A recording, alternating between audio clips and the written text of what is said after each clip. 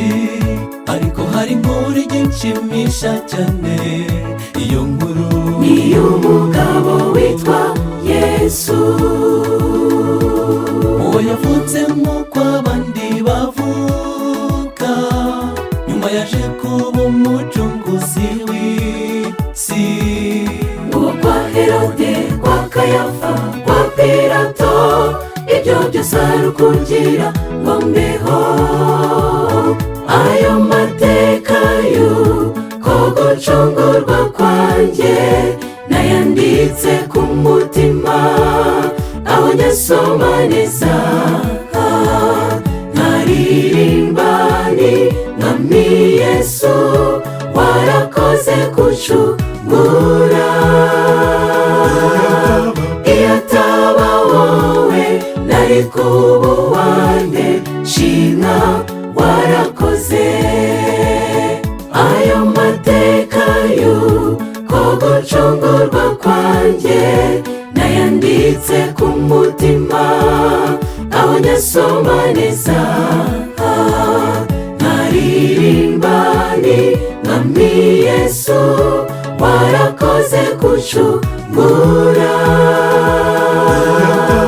Iyo ataba wowe nari kuba uwande, shimwa warakoze.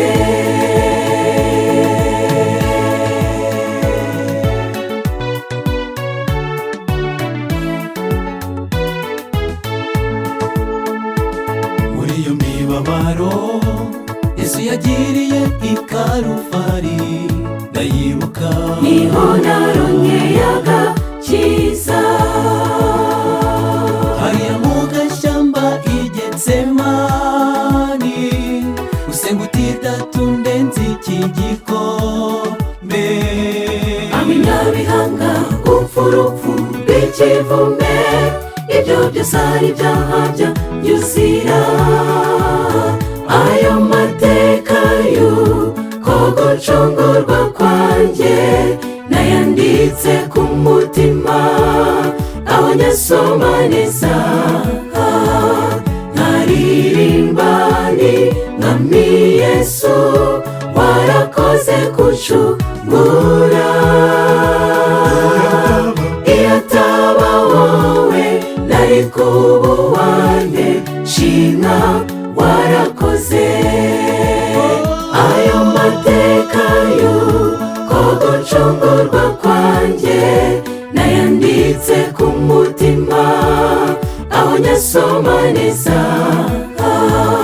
nkaririmba nti mwami Yesu warakoze kuncungura.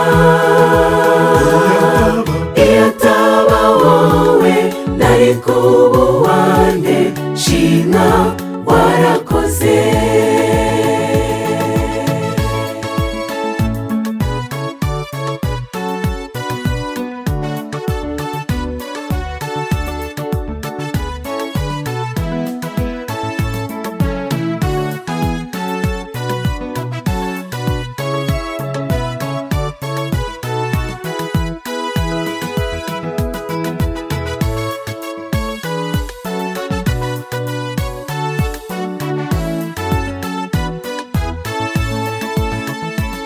inkuru ishimishije nuko yapfuye ariko yarazutse, haleluya.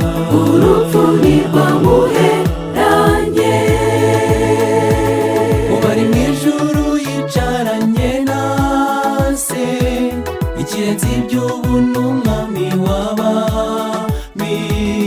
icyo usabwa ni kimwe, yegurire burundu, azakugeza mu ijuru amahoro.